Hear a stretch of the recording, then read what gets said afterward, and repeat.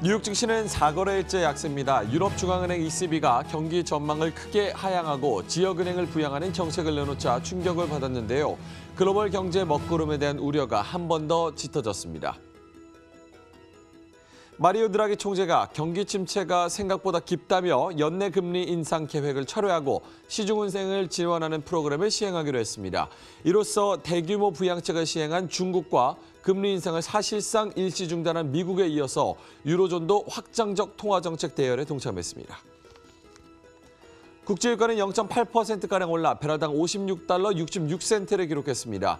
어제 미국의 원유 재고가 예상외로 큰 폭으로 늘었다는 소식에 약세를 기록한 후 기술적인 반등을 보인 가운데 오펙 플러스 산유국들의 감산 정책을 관망하면서 흐름을 이어갔습니다.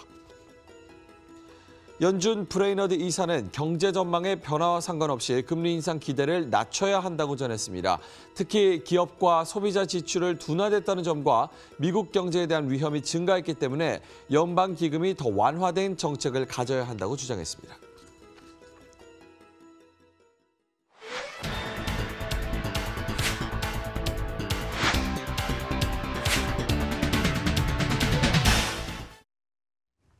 네, 시청자 여러분 안녕하십니까. 글로벌 시황의 선두주자 머니투데이 글로벌랩 오늘도 생방송으로 힘차게 시작합니다.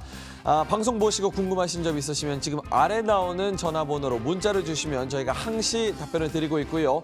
또 인터넷 창구를 이용해 보셔도 좋을 것 같습니다. MTN 글로벌랩, 머니투데이 글로벌랩을 검색을 하시면 다양하고 유익한 컨텐츠, 다시 보기를 포함해서 여러 가지 컨텐츠가 준비가 되어 있고요. 또 Q&A 섹션도 마련되어 있으니까요. 이 창구를 이용해 보셔도 아주 유익한 도움이 될 것 같습니다.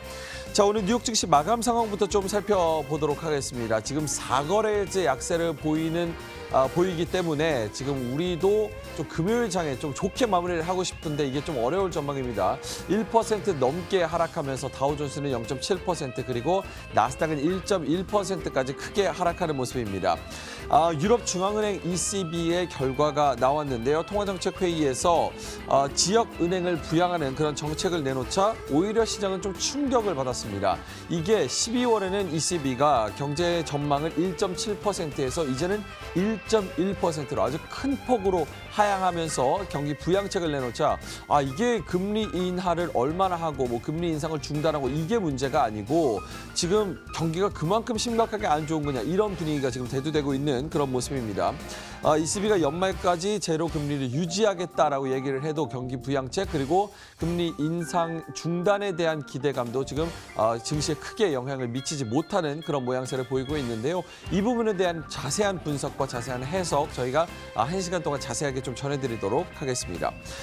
일단은 전체적으로 0.7%에서 1% 넘게 내렸는데요. 이런 약세장에서도 아주 급등한 종목들은 있었습니다. 함께 살펴보도록 하죠. 뉴욕 증시 특징주 첫 번째로는 바이오패스 홀딩스입니다. 저희 라이징스타 종목이 이런 종목을 잡아서 저희가 전해드리려고 지금 노력을 하고 있습니다. 어제는 160% 상승했고 오늘은 223%가량 급등했습니다. 지난 이틀 동안 4달러 60센트에서 지금 38달러까지 올라왔습니다. 이틀 동안 742%가량 급등하는 모습을 보였는데요. 이거 어떤 기업이냐 저희가 계속해서 전해드리고 있죠. DNA가 있고 RNA가 있는데 여기 암 치료제, RNA 기반의 암 치료제를 임상 개발 중인 회사입니다. 임상 2상의 중간 결과가 나왔는데 긍정적으로 발표가 되면서 지금 이틀째 아주 급등세를 겪고 있고요. 700%가량 넘게 상승하는 모습을 보이고 있습니다. 두 번째도 역시나 바이오주인데요. 실로스 테라피틱스입니다. 중추신경장애 관련 치료제 개발하는 주력하는 바이오 제약사인데요. 실로스 테라피틱스가 더 유시 리전스라는 회사로부터 알파시뉴클레인 응집을 표적으로 하는 펩타이드 억제제 전용 실시권을 취득했다. 이렇게 발표를 하면서 파킨슨병의 초기 질병의 치료를 할 수도 있다는 기대감이 더 높아지고 있습니다. 이로 인해서 96% 급등하면서 1달러 50센트 크게 오르는 모습을 보였고요. 세 번째도 역시나 제약바이오 회사입니다. 쇼크웨이브 메디칼 79%가량 올랐습니다. 오늘 세 종목 다 아주 상승세는 아주 뚜렷한 그런 모습을 보이고 있는데요. 말초동맥 질환이나 관상동맥 질환 등의 카테터를 제공하는 심혈관 치료 관련 의료기기 회사입니다. 79%가량 오르면서 오늘 13달러 넘게 상승하는 그런 모습을 보였습니다. 자, 외국인들이 생각하는 우리나라 주가지수의 적정 벤치마크, MSCI 한국지수 살펴보도록 하겠습니다. 1.7% 아주 큰 폭으로 떨어졌습니다. 어제 코스피 같은 경우는 장 막판에 외국인들이 대량 매수세가 들어왔음에도 불구하고 0.5%가량 하락했죠. MSCI 한국지수는 오늘 뉴욕 증시의 하락세보다 더 큰 하락폭을 보이면서 1.7%가량 하락, 61달러 선은 겨우 지켜냈습니다. FTS의 한국 지수는 그나마 조금 낙폭이 좀 더뎠는데요. 0.8%가량 하락하면서 21달러 15센트의 거래를 마치는 모습이었습니다. 자, 뉴욕 증시 이외에도 글로벌 시황 마감 상황 어땠는지 살펴보도록 하겠습니다. 시황센터 연결합니다.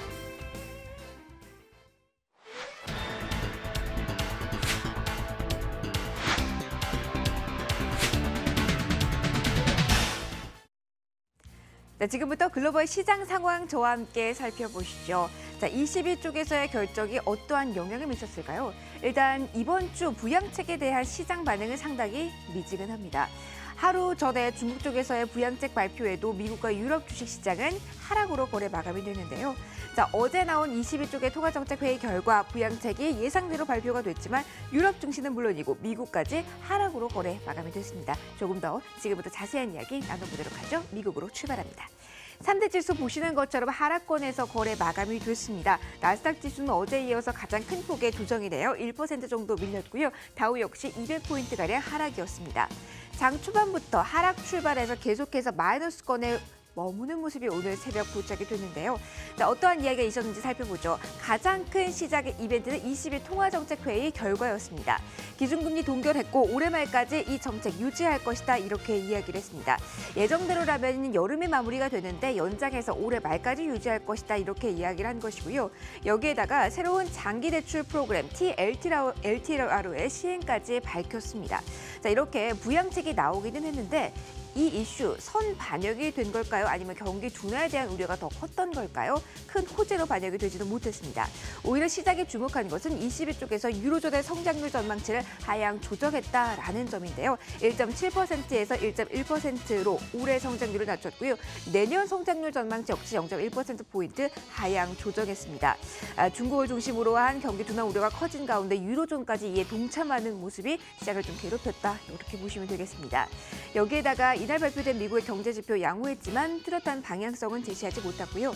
미중 무역 협상과 관련해서는 변수가 좀 나올 것도 같습니다. 화웨이 이슈가 불거지고 있는데 미국 정부가 자사 장비를 사용하지 못하게 하는 것은 옳지 않다. 이것은 부당하다라면서 미국 정부를 상대로 소송을 제기했다라고 합니다. 마무리되어가고 있는 협상 과정의 변수가 될까요? 이 점 역시 오늘 투자 심리를 위축시키는 요인 중에 하나였습니다. 그러나 더 큰 요인은 글로벌 경기 둔화 여기에 있었고요. 보시는 것처럼 전반적으로 하락폭 큰 오늘까지 4거래 연속 마이너스권에 머문 미국 주식시장이었습니다. 이제 유럽으로 가보죠. 자, 경기 둔화 우려의 그 직격탄 그 한가운데 있었던 유럽 주식시장인데요. 범유럽 지수가 0.48% 하락, 독일, 프랑스, 영국 주요국 증시 역시 하락이었습니다. 앞서 말씀드린 것과 같이 올해 성장률 전망치가 0.6%포인트 하향 조정됐다. 이 부분에 있어서 시장은 좀 우려하는 모습이 뚜렷했고요. 브렉시트 관련해서 잡음도 계속 있는 상황이라는 점도 주시를 해보셔야겠습니다. 독일 증시 69포인트, 그리고 영국 증시 역시 40포인트 가까이 하락이었습니다. 자, 이어서 아시아로 넘어가 보도록 하겠습니다. 아시아 주식시장도 역시 어제 좀 부진한 흐름이 나타났죠. 특히 일본과 같은 경우는 계속 마이너스권에 머물면서 0.65% 하락으로 거래 마감이 됐는데요. 특히 업종 가운데 반도체 업종의 하락폭이 어제 깊었다라는 부분 특징적으로 확인해 보시면 좋겠습니다. 일본의 주요 반도체 업체 르네상스와 같은 경우는 미중 무역 갈등 그리고 중국의 경기가 둔화되고 있다. 이 점에 기인해서 앞으로 2달간 공장 생산을 중단하겠다 이렇게 발표를 했는데요. 전반적으로 업종에 부담이 될 만한 이슈였죠. 이에 따라 반도체 업종 특히 더 흔들림 이 안에서 셌다라는 점 확인해 두시고요. 홍콩 증시는 하락 그리고 중국 상하이 종합지수는 계속 좁은 범위 내 등락 이어나가다가 소폭의 상승으로 거래를 마감 짓긴 했습니다. 자, 그러나 변수가 잔존해 있는 상황이라는 점을 기억을 해 두셔야겠는데요. 일단 앞서 언급을 드린 이슈, 화웨이 이슈, 미국 정부의 위헌 소송을 제기했다는 부분이 변수 첫 번째, 그리고 중국의 재정 부장이 무분별한 완화 정책까지는 사용하지 않겠다. 이렇게 이야기를 한 점 역시 투자 심리를 한 걸음 뒤로 물러나게 하는 요인이었습니다. 그러나 3,100선 계속 뚜렷하게 지켜내고 있는 중국 주식시장이네요. 자, 신흥국 시장 좀 더 자세하게 보면은요, 동남아시아로 넘어가겠습니다. 인도 주식시장 0.24% 지수 자체 상당히 조용하게 움직임 나왔습니다. 금융과 부동산 좀 부진했던 반면에 증권 쪽은 강한 움직임 보였다는 점 특징적으로 확인해 보시고요. 베트남 증시 조용하게 움직이면서 소폭의 하락률 기록했습니다. 남미로 가보겠습니다. 하루 전에 뚜렷한 움직임 나왔던 쪽이 바로 아르헨티나입니다. 4%가량의 하락이었는데요. 반 정도 만회하면서 오늘 세력 2.63% 올라왔고요. 브라질 그리고 멕시코 증시 같은 경우는 좀 엇갈린 가운데 멕시코는 0.7% 하락 마감했습니다. 자, 외환 시장으로 넘어가 보도록 하겠습니다. 20일 부양책 나오면서 유로화의 약세 국면 뚜렷한 오늘이었습니다.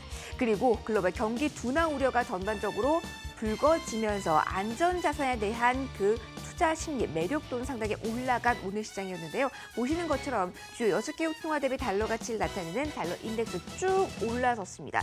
0.84% 인덱스 기준으로 보면 급등이라고도 볼 수 있는데요. 97달러 선에 거래 마감됐습니다. 이어서 유가 보도록 하시죠. 달러와 강세 그리고 수요 둔화 우려 속에서도 상승으로 거래 마감됐습니다. WTI 0.8% 올랐고요. 브렌트 역시 0.5% 동반 플러스였습니다. 비철금속 시세 마지막으로 확인하겠습니다. 금 가격 조용하게 움직인 가운데 오늘 살짝 아래쪽으로 밀려났습니다. 0.1% 하락이었고요. 은과 구리 역시 소폭이지만 아래쪽에서 거래를 마감짓는 오늘 새벽이었습니다. 자, 외환 시장, 상품 그리고 주식 시장의 전반적인 움직임 쭉 살펴보셨습니다. 경기 둔화에 대한 우려 속에 움직인 오늘 시장이었는데요. 자, 그렇다면 개별적으로 종목들은 어떻게 움직임 나왔을까요? 월간 어떤 투자 의견을 제시했을까요? 이 종목에 대한 이야기 이어서 해볼까요? 김혜욱 소장입니다.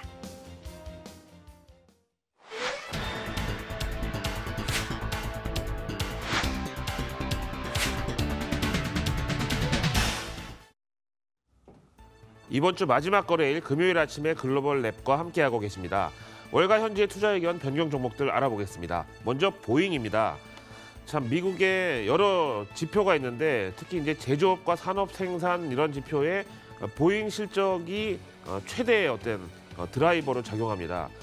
워낙에 이제 항공기 가격이 비싸다 보니까 뭐 국방용이든 비국방용이든 미국의 경제 지표에 있어서 보잉의 실적이 좋으면 경제지표도 좋고 보잉 실적이 나쁘면 아무리 경제지표가 좋으려고 했어도 이거 하나 때문에 망가지는 경우가 많습니다.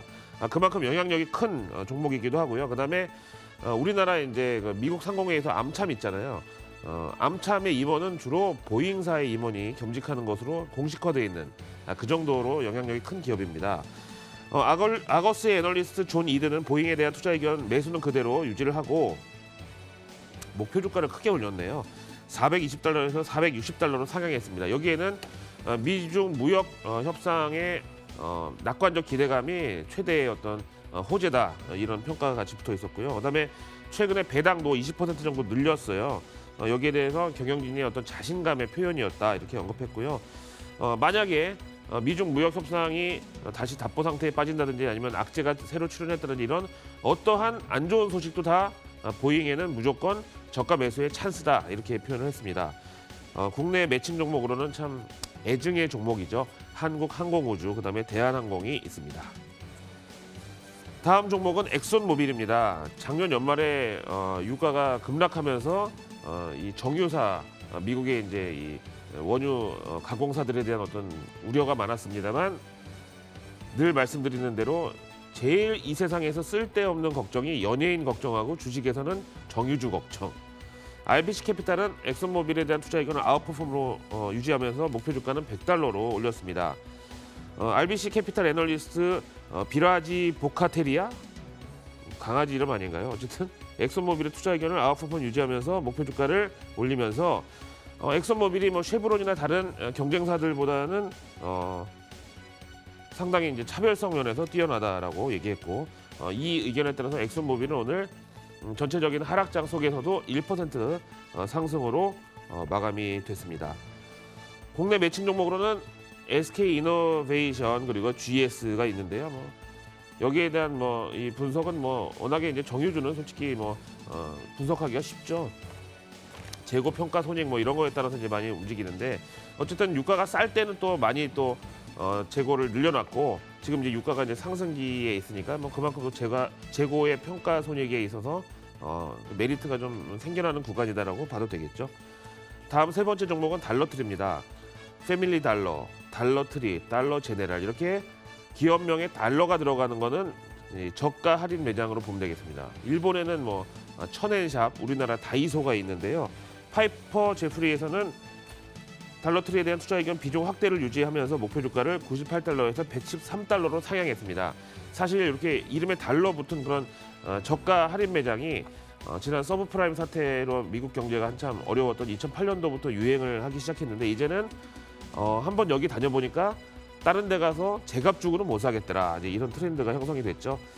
어쨌든 4분기 실적은 미국에서 그렇게 그다지 훌륭하지는 못했지만 궁극적으로 봤을 때는 설득력이 좀 있었다. 이런 달러트리, 달러 제네럴, 패밀리 달러 이런 이제 저가형 매장은 절대로 죽지가 않는다. 그다음에 이 달러트리가 또 패밀리 달러를 인수해가지고 브랜드는 지금 별도로 가고 있지만 결국 같은 회사거든요. 그래서 이제 이 점포수로 봐서는 저가 할인 매장 중에 미국 내 1위라는 점을 강조하면서 대장주다. 이렇게 강조를 했어요. 목표 주가 113달러로 잡았으니까 아직까지 여유 있는 상황이었고 이 달러트리 같은 경우에는 미국의 대표적인 경기 방어주로 손꼽히기도 합니다.